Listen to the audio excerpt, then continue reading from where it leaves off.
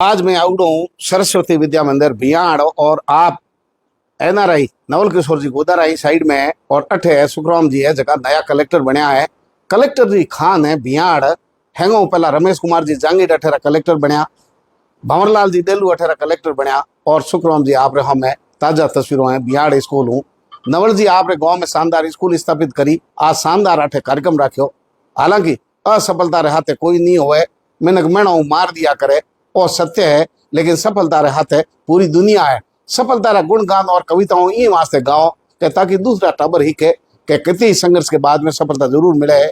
बूढ़िया जगह तीन है बोरे जको हमें सारो जगह तीनों ही माई थे तीन कलेक्टर वाला बे मंच में था और बहुत बड़ो फकर हुए कि औलाद हुए तो एडी हो जानी चाहिए और जकी कलेक्टर बने और गांव और देश दुनिया रो जको है नाम रोशन करे। तो भियाड़ू है ताजा तस्वीरों आप हाथे साझा करो।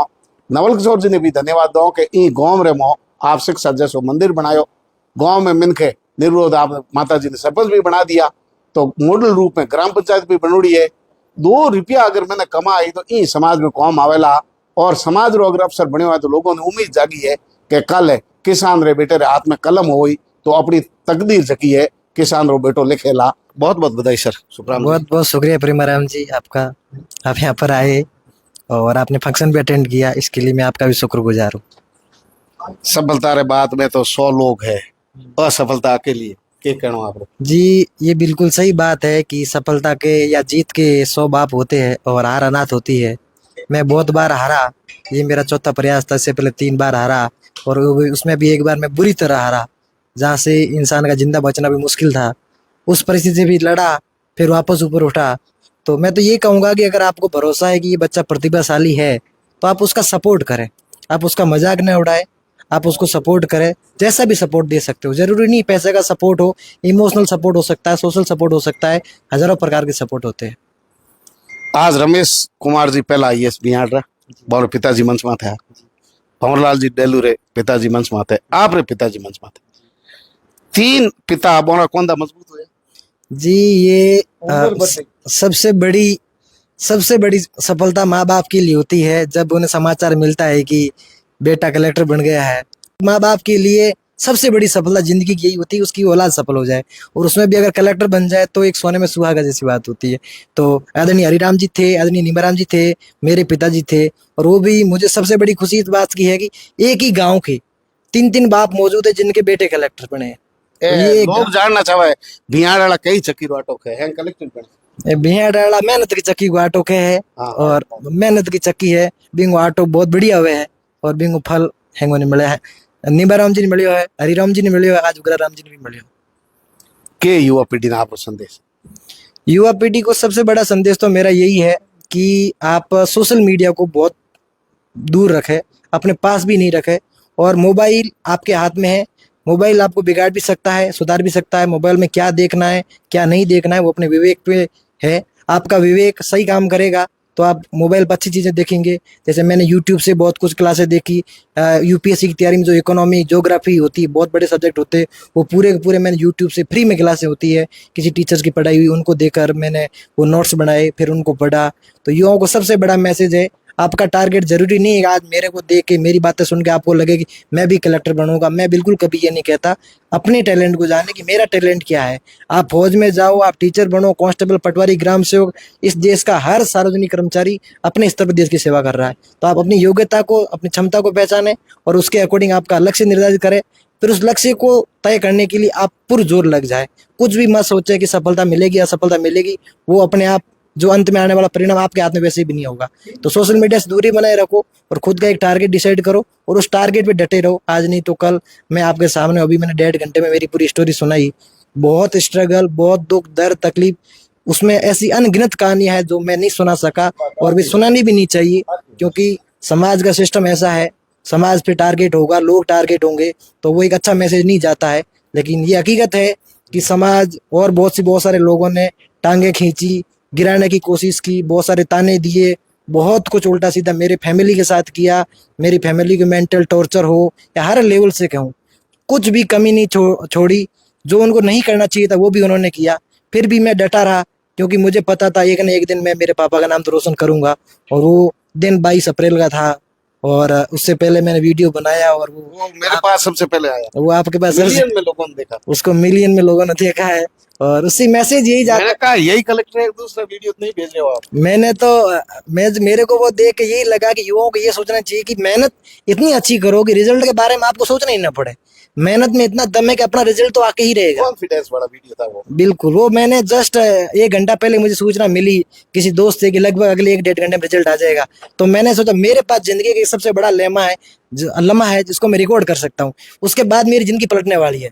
उससे अभी बेरोजगारी का दौर है, मैं बिल्कुल अकेला हूँ, मेरा कोई नहीं है, आज मुझे कोई नहीं चाहता, लेकिन 1 घंटे के बाद मैं सबका प्यारा बन जाऊंगा। तो उस समय मैंने खुद को रिकॉर्ड किया, मेरे को खुद की रिकॉर्ड करने की आदत है, मैं खुद मोनोलॉग करता रहता हूँ, तो मैंने रिकॉर्ड किया और मैं हमेशा जिंदा दिल रहा। आपको कैसे पता चला? तेजल मीडिया पर डाला हुआ, आप जिक्र कर रहे थे। वो मेरे को बाद में मेरे भाई ने बताया कि प्रेमाराम जी भादू है। मैंने कहा किसान केसरी उनकी स्कूल है, मुझे सब पता है। अभी जैसे सोनाराम जी ने बताया तो मुझे याद आया 2015 की घटना भी। आपने जब त्रिभुवन सिंह रावत थे, आप थे और भी काफी लोग थे, आपने सम्मानित किया था, बाड़मेर मेरिट अवार्ड रखा था।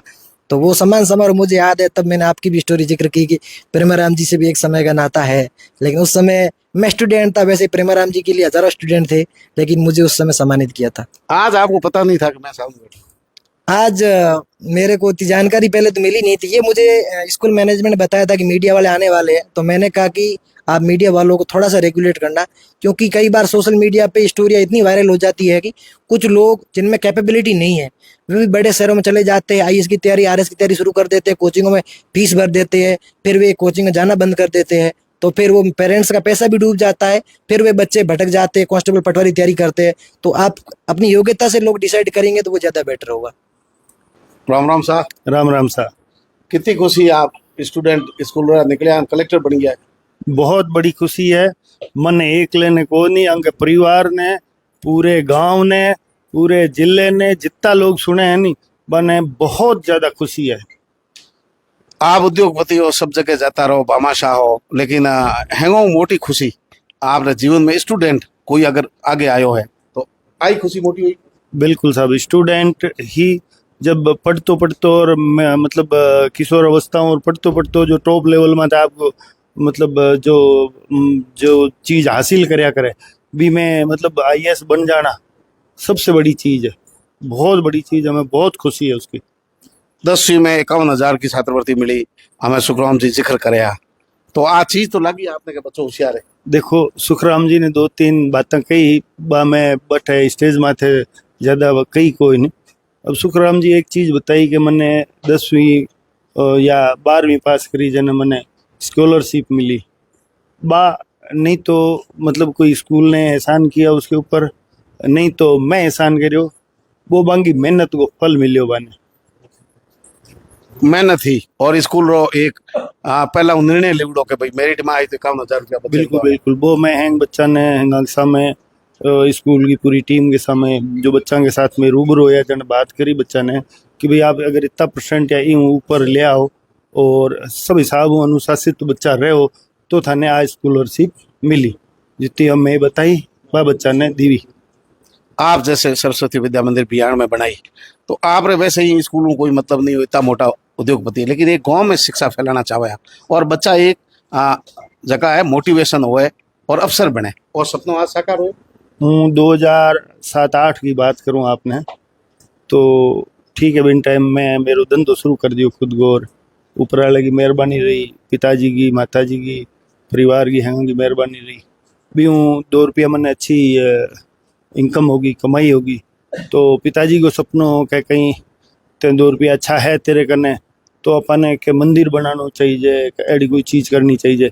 जिन्हें जो का विद्वान लोग आप बने 2-4 जनन में लार मिलार पिताजी को बात कराई, तो बाएँ पिताजी ने कहो अभी मैं तो मना नहीं कर सकूँ कि भाई मंदिर बनाओ, मैं कहो ठीक है आप इच्छा है जो है बनाओ, पर बाएँ हार कहो कि अगर स्कूल आप बना दो, शिक्षा तो हाँ शिक्षा को मंदिर बना दो, तो भाई बाकी का 50 मंदिर 100 मंदिर के बराबर वो एक है, क्योंकि मैं बच्चा की जिंदगी सवारी।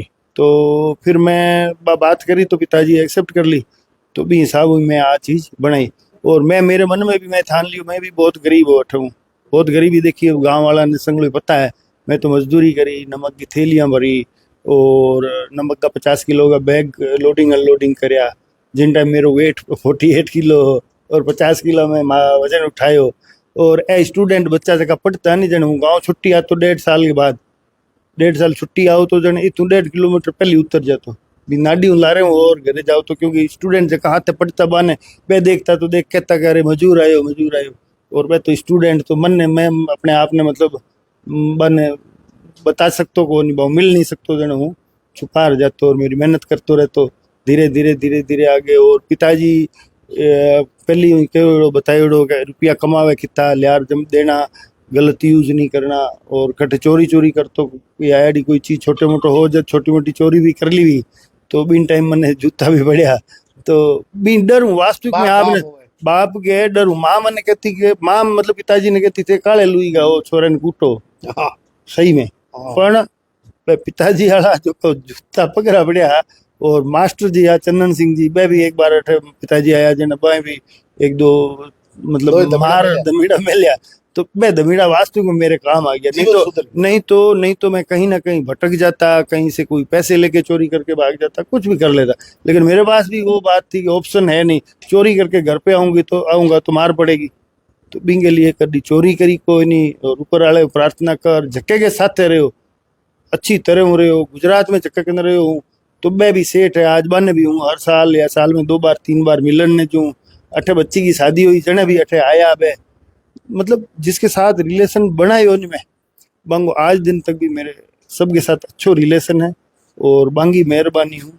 आज मालिक ने सब कुछ दिया मुझे और 2 पैसा आने हूँ तो मैं भी पिताजी ने कहा मेरे स्कूल बनानी आज भी मैं स्कूल ये चला रहा हूँ 1 रुपया मेरे घर पे नहीं लेता हूँ और अभी भी मेरे को घर से पैसे देने पड़ता तो मैंने कहा अच्छी स्टडी हो यहाँ पर बच्चों को अच्छी सुविधा मिले यही तो एक कमाई भी तो है ना।